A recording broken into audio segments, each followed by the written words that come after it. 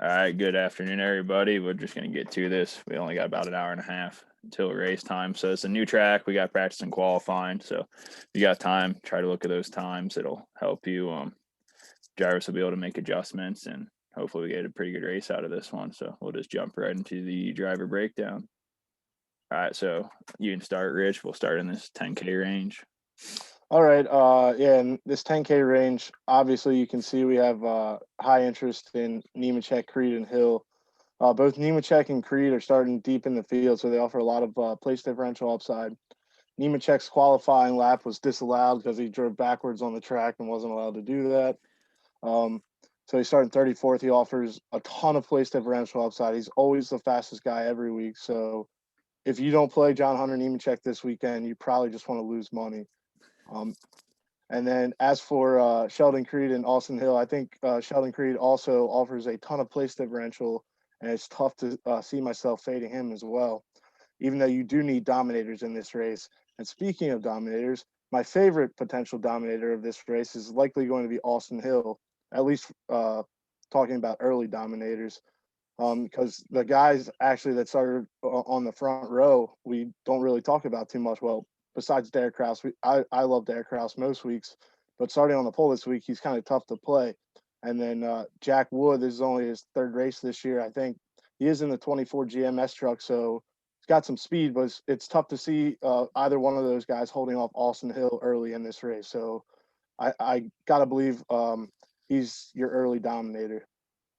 Yeah, I can't really agree with you more there, Rich. I think John Hunter Nemechek's a must this week. He offers a shit ton of PD upside. He's probably going to be up competing for the lead towards the end of the race or halfway or maybe the end of stage one. It's hard to say. But yeah, I agree. Austin Hill has things to kind of clear potential dominator here to start the race. Don't really like anyone else that's starting kind of up there. So I think Austin Hill, if you're trying to get that early dominator, I would plug him in. And then as we move down in here into this 9K range, it's hard to really find someone I love in here. If I'm trying to get John Hunter and Austin Hill, I think it's going to be hard to get one of these guys too. If I had to pick, like Byron and Rhodes are kind of offer you a little bit more PD upside there. Byron's a little pricey, but if you want to kind of go contrarian, maybe you're building multiple lines, he might be a guy to throw in there. He's obviously a great race car driver, starting 10th and offers a little PD upside.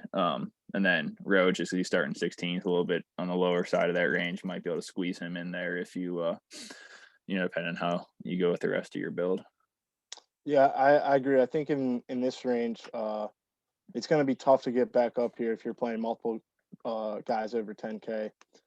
So with that being said, these guys will likely come in a lot lower owned than they probably should be. Like William Byron on a normal week would probably be one of the top owned drivers just because he's a Cup Series regular. And I'm pretty sure these Rackley War trucks that him and Barry are in this week are both Hendrick Motorsports backed a little bit. So they should be a little bit faster than normal. So like I said, it's going to be tough to get back up into this range. So if you're playing multiple lines, you might want to have a guy or two in here. And like Kev said, our favorite plays in this range would probably be Byron, Rhodes, or probably Ryan Priest. But all those guys are great GPP plays. But if we move on down here into the 8K range, Todd Gilliland didn't get to make a qualifying time, so he's starting in the back. He was really fast in practice, so he should have no problem moving up through the field and getting a ton of place differential points. He's a solid play tonight. And then Matt Crafton, he's one of the veteran drivers in the series. He's been to this track before when we were here. I think it was 10 years ago. So he knows it a little bit. I don't know how much that's going to help him or whatnot, as opposed to some of the other drivers, since everybody's gotten a little bit of practice today. But starting 15th, he offers a little bit of place differential and can move up. And then Chandler Smith, all the Kyle Busch Motorsports trucks were really fast in practice, and they all qualified pretty well except for John Hunter.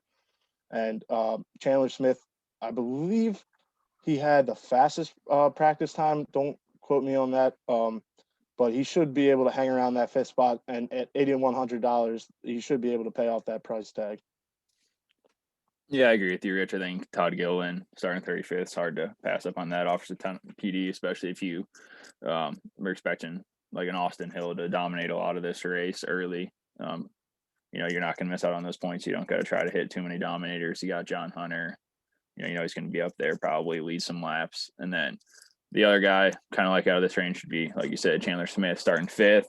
If Austin Hill doesn't quite get that, maybe Chandler Smith can be the guy that gives you another opportunity to get some of those PD point or dominator points, and then kind of focus the rest of your line on PD and just straight finishing potential. So as we move on down here, again, this is another range. I think if you're trying to grab a couple of those 10K guys, maybe one or two 8K range guys, it might be hard to get one of these. I think the my clear favorite out of this group is going to be Ty Majestic. It's in great equipment, looked good in practice, qualified all right, $7,100.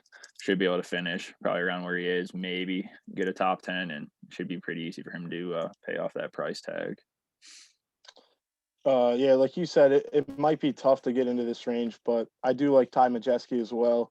The GMS trucks have been pretty quick all year. Sorry, this is a Thor Sport truck. The Thor Sport trucks have actually been pretty quick all year, and he was actually pretty quick in practice as well. And then Parker Kligerman there at 18th. Every time we see him get in this truck, he always runs well. 18th, starting 18th makes it or limits his upside a little bit. So he's more of a GPP play. And then Timmy Hill at 7,000. That's a little bit more expensive than we see him most weeks, but he's been able to get this truck in the top 20 most weeks, and I don't see why he shouldn't be able to do that again this week. But if we move on down here into the 6K range, talking about Derek Kraus, he laid down a heater of a lap to get the pole. Yes, I think he sir. was 2 or 3 tenths faster than everybody else. I'm not sure how that'll affect his long run speed.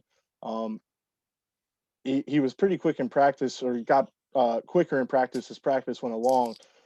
But it's just really tough to see him holding onto the lead or even getting enough dominator points to pay off, even though he is under $7,000 there, 6,800. It's just tough to see him working out this week. But if you go $100 cheaper and go to Tanner Gray, he also, like Todd Gilliland, did not get to make a qualifying lap due to tech issues. So he starts dead last and should have no problems moving up the field. He's likely will be one of the chalkier guys this week, but I don't see how you cannot play him. And then there's really nobody else in this range that I really like a ton. Jack Wood there starting second. He was really fast in practice, but qualifying second makes it almost impossible to play you if you don't have like clear-cut dominator upside like your John Hunter Nemecheks or your Sheldon Creed or your Austin Hill. So it's tough to see me playing him. Maybe I'll have him in 1 or 2 lines in a 20 max if I end up making my 20 lines this week. I think I'm just going to play 3 lines this week.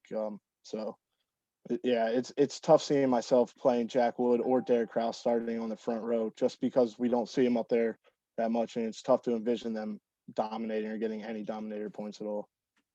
Yeah, I agree with you there. I think if you're playing multiple lines, it'd probably be a smart idea to have it probably one line where you have Derek Kraus in it, since he did lay down a heater. Maybe he's got some magic or something this week and does end up dominating the early part of this race. So you're definitely going to want, if you got multiple lines, want some exposure on him. If you're only running one line, I'd probably shy away from him. I think, like you said, Tanner Gray's clear choice out of here. You're probably going to have to. You're definitely going to have somebody out of this price range, to be able to get a couple of those more expensive drivers. I think he's the clear favorite out of this. But if we move down here, I think Austin Wayne Self and Haley Deegan are probably the 2 value plays this week to be able to get a couple of those 10K guys in. Austin Wayne Self starting 27th, super, super cheap, offers a solid amount of PD upside. Should probably be able to get into that top 20. And then Haley Deegan runs really good when she gets practice and qualifying. Just whenever she gets a little more seat time, learns the track a little bit, she tends to run pretty good. So I wouldn't expect her to move up too much, but if she can finish kind of right around where she starts, I think she offers you for $5,800, offers you a solid amount of points. Should be able to pay off that price tag and allows you to fit in a couple more of those studs that you're going to need to win some money this week. Yeah, I absolutely agree. Haley Deegan would be the lowest I'll probably go this week. And actually, she's kind of in like the host of our situation where we saw earlier in the year, where he was always priced down, but starting inside the top 15 and consistently running there. So, I mean, with practice, she always seems to run so much better. Or just having more seat time at that track, she always seems to run better. So I have no problems touching Haley Deegan, but Austin Wayne Self is probably the best value play under 6K this week. And if you don't have anything else to say, I believe that's it. If you guys want access to the spreadsheet, go to at Fast Cars FM on Twitter. That is at Fast Cars FM on Twitter. You can see it up there at the top of the page. And we will be back tomorrow with our hopefully have our Xfinity Series video out as well. If not, we will definitely have our sheet out. Thank you guys. Yep, just like always, like and subscribe, and yeah, good luck this week, everybody.